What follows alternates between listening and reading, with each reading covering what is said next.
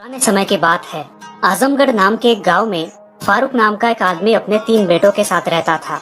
वो उस राज्य में अपनी दुकान में तरह तरह के साबुन बेचता था, मगर उस समय लोग बर्तन, रेत और कपड़े भी बिना साबुन के धोते थे, जिस वजह से फारूक का धंधा कम चलता था और इसके कारण उनके 2 वक्त के खाने के भी लाले पड़ते थे। दिन भर साबुन बेचकर भी उनका गुजारा नहीं होता था। पिताजी, आज से आप काम पर मत जाइए, आज से काम पर मैं जाऊंगा। अरे बेटा, तुम अभी छोटे हो, तुम मत करो, तुमसे बड़े भी तो कुछ नहीं करते। नहीं नहीं पिताजी, आप काम पर नहीं जाएंगे। ऐसा कहकर असलम उसी राज्य में काम करने के लिए जाता है। बाजार जाकर उसे जो भी काम मिले वो कर लेता था। कभी बोझ उठा लेता तो कभी किसी का सामान बेच देता था।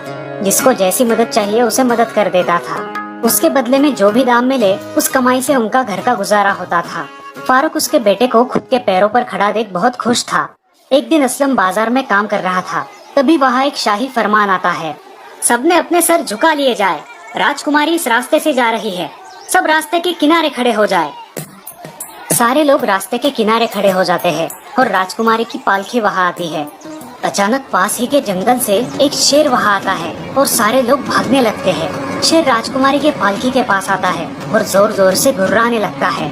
उसी समय असलम पास ही लोहा पिघलाने वाली दुकान से एक जलती हुई लकड़ी उठाकर उस शेर के सामने खड़ा हो जाता है। राजकुमारी बहुत डर जाती है और पालकी से निकल के असलम के पीछे खड़ी हो जाती है। असलम बड़ी बहादुरी से शेर को भगा देता है। आपका बहुत बहुत धन्यवाद, आपने मेरी जान बचाई है। मंत्री जी, स्वर्ण मुद्राएं इनको भेंट दीजिए। ऐसा कहकर राजकुमारी वहाँ से चली जाती है और असलम घर लौट आता है। वो कुछ खोया खोया सा है। क्या हुआ असलम, तुम कुछ खोए खोए से हो? कुछ नहीं पिताजी, जिस राजकुमारी को मैंने बचाया उसके बदले में मुझे ये स्वर्ण मुद्राएं मिली है। तो जरा सोचिए, उस राज्य में काम करने वाले लोगों की कितनी कीमत होगी। पिताजी, मुझे लगता है हमें भी उस राज्य में जाना चाहिए। ऐसा सोचकर वे दोनों जाने के लिए निकलते हैं। राज्य से निकलकर उन्हें बहुत घना जंगल लगता है और उस जंगल के खत्म हो जाने के बाद एक बहुत बड़ा रेगिस्तान। रेगिस्तान में दिन में सफर करना मुश्किल होगा, इसलिए वो सोचते हैं कि रात में रेगिस्तान में सफर करेंगे। ऐसे ही दिन बीत रहे थे। एक दिन वे दोनों सोए हुए थे, तभी असलम को किसी आदमी की दर्द भरी आवाज सुनाई दी। असलम उठकर उस आदमी को देखने जाता है। असलम उसके पास जाता है और उसे अपने पास का पानी पिलाता है। वो बूढ़ा आदमी असलम को धन्यवाद देता है और उसे एक जादुई कप देता है। बेटा, इस कप में पानी की 5 बूंदे डालना और ये तुम्हें आगे क्या होने वाला है ये सब बता देगा। ऐसा कहकर वो आदमी गायब हो जाता है और असलम के हाथ में वो कप रह जाता है। असलम अपने पिता को जाकर ये सारी बात बताता है, लेकिन उनका इस पर विश्वास नहीं होता। वो दोनों अपनी आगे की यात्रा करने के लिए निकलते हैं। तभी रास्ते में उन्हें फिर एक जंगल लगता है। अचानक उस घने जंगल से एक शेर बाहर आता है। शेर उनके सामने खड़ा हो जाता है। इस बार उनके पास अपने रक्षण के लिए कुछ भी नहीं है। शेर गुर्राते हुए उनकी तरफ बढ़ने लगता है। उसी समय राजकुमारी चित्रांगना वहाँ मशाल लेके खड़ी हो जाती है। राजकुमारी ने उस शेर को अपनी मशाल दिखाकर भगा दिया और असलम के पास आई। धन्यवाद राजकुमारी, आपने हमारी जान बचाई। धन्यवाद? किस बात का? आपने उस दिन मेरी जान बचाई और आज मैंने आपकी जान बचाई। लेकिन राजकुमारी, आप यहाँ कैसे?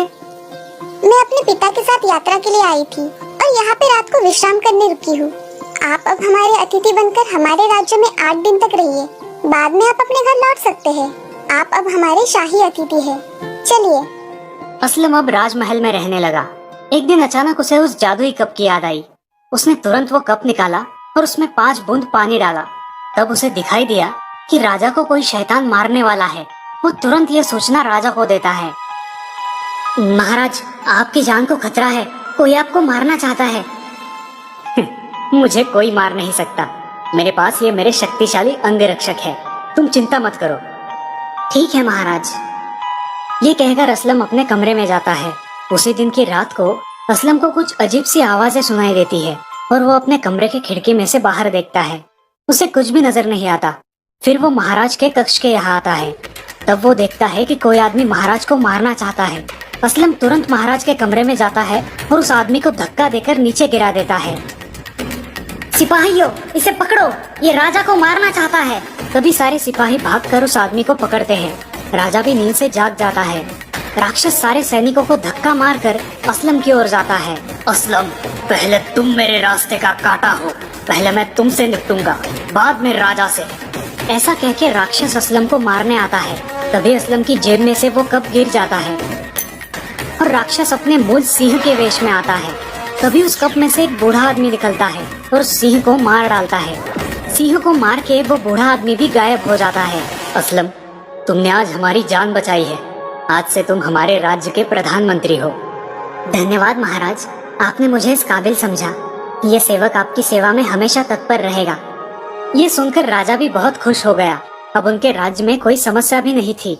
राजकुमारी असलम को मन ही मन चाहने लगी थी और ये इच्छा उसने अपने पिताजी को बताई। तुमने तो मेरे मन की बात छीन ली। मैं भी यही सोच रहा था। अब शुभ काम में देरी कैसी। महाराज ने असलम से शादी की बात की और राजकुमारी और असलम की शादी सफल रही। अब पूरे राज्य का कार्यभार प्रधानमंत्री असलम ही संभालने लगा और बहुत जल्द ही राजा ने असलम को अपने राज्य का राजा घोषित किया। इस प्रकार एक साबुन वाले का लड़का एक जिम्मेदार और कर्तव्यशील राजा बन गया। तो दोस्तों, ये कहानी हमें सिखाती है कि अच्छे कर्मों के फल अच्छे ही होते हैं।